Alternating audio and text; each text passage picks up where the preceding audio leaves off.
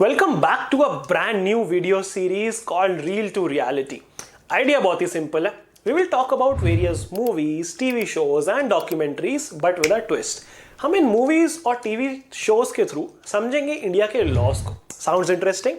Then let's begin with our first movie in this series, a crime thriller called तलवार. कभी सोचा है जब एक केस के मल्टीपल वर्जन्स हो तो सच कैसे डिसाइड होता है? क्या एक इन्वेस्टिगेशन बिल्कुल इम्पार्शियल हो सकती है? आज हम तलवार मूवी के एनालिसिस को करेंगे जो इंडिया के एक one of the most controversial cases पे बेस्ड है. ये मूवी क्रिमिनल जस्टिस सिस्टम के लूप होल्स और इन्वेस्टिगेटिव बायस को एक्सपोज करती है. चलो देखते हैं ये फिल्म हमें जस्टिस सिस्टम के बारे में क्या सिखाती है. सबसे पहले फिल्म की कहानी को समझते हैं. अगर आपने फिल्म नहीं देखी तो तलवार is a film which was directed by मेघना गुलजार, जो कि एक ग्रिपिंग स्टोरी है about a Noida double murder case. इस फिल्म में 3 अलग अलग इन्वेस्टिगेटिव नैरेटिव्स को दिखाया गया है जिसमें एक लड़की और डोमेस्टिक हेल्प का मर्डर हो जाता है. ये रोशोमन स्टाइल ऑफ स्टोरी टेलिंग को दिखाता है कि कैसे एक केस के अलग अलग पर्सपेक्टिव्स जस्टिस की इंटरप्रिटेशन को चेंज कर सकते हैं. सबसे पहले हम बात करते हैं इन्वेस्टिगेटिव एंड प्रोसीजरल फ्लॉज की जो इस मूवी में हमें देखे गए.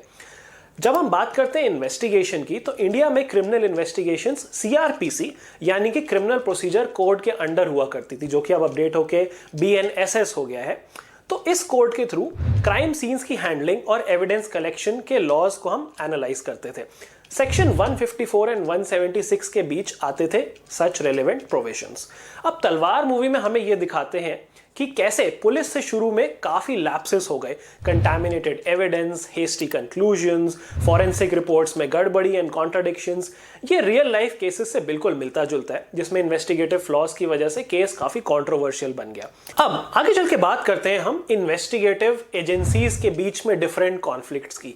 एक और इंपॉर्टेंट पॉइंट जो तलवार मूवी हाईलाइट करती है वो है multiple conflicts between different investigative agencies जैसे सीबीआई, पुलिस, फॉरेंसिक टीम्स, जो अपनी अलग अलग जांच करते हैं और लेकिन कंक्लूजन्स जो आते हैं वो कॉन्ट्राडिक्टरी होते हैं and they do not reach anywhere. Film में क्लियरली दिखाया गया कि कैसे पावर स्ट्रगल्स और इंस्टीट्यूशनल बायसेस केस के आउटकम को इम्पैक्ट कर सकते हैं.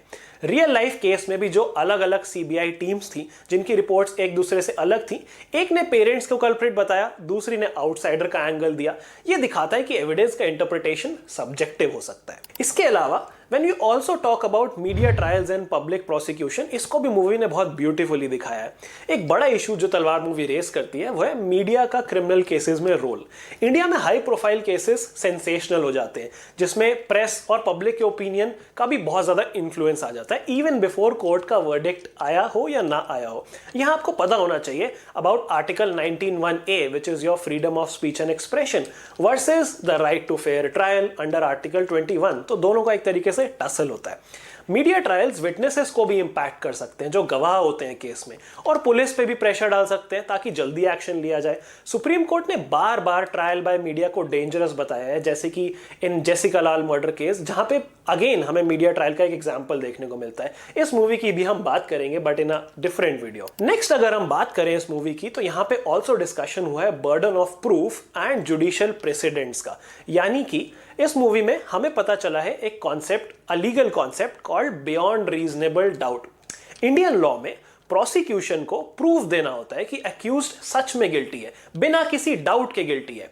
And section 101 of Indian evidence act talks about it. Film दिखाती है कि कैसे सर्कमस्टेंशियल एविडेंस भी मैनिपुलेट हो सकते हैं. ये फोर्स्ड कन्फेशंस और लॉन्ग ट्रायल्स की साइकोलॉजिकल इंपैक्ट को भी दिखाता है. एंड इसके बाद अगर हम एक और डायमेंशन की बात करें तो ये मूवी हमें दिखाती है हाउ सुप्रीम कोर्ट का stand on wrongful convictions works. अगर ये गलत कन्विक्शन हो जाए तो उसका इंपैक्ट जिंदगी भर रहता है उस विक्टिम की लाइफ पे. एंड सुप्रीम कोर्ट ने बोला है कि सर्कमस्टेंशियल एविडेंस वाले केसेस में एक्स्ट्रा कॉशन लेनी चाहिए. आरुषि हेमराज केस में मल्टीपल कॉन्ट्राडिक्टरी कंक्लूजन्स आए जो दिखाता है कि एक फेयर एंड थॉरो इन्वेस्टिगेशन कितनी ज्यादा जरूरी है. तलवार एक रिमाइंडर है कि जस्टिस सिर्फ कन्विक्शन देने का नाम नहीं है बल्कि इंसान को अकाउंटेबल बनाने का भी एक इक्वली रिस्पॉन्सिबल रोल है. तलवार मूवी से हमें सीखने को क्या मिलता है? तलवार मूवी सिर्फ एक क्राइम थ्रिलर नहीं है बल्कि एक पावरफुल कमेंट्री भी है जो हमारे law enforcement and judicial fairness पे एक कमेंट्री करती है। वो दिखाती है कि क्या सच में जस्टिस हुआ या नहीं हुआ। अगर आपको भी ये ब्रेकडाउन, ये लीगल एनालिसिस और ये नई सीरीज पसंद आई, then tell us in the comment section which other movies or TV shows you want us to break down.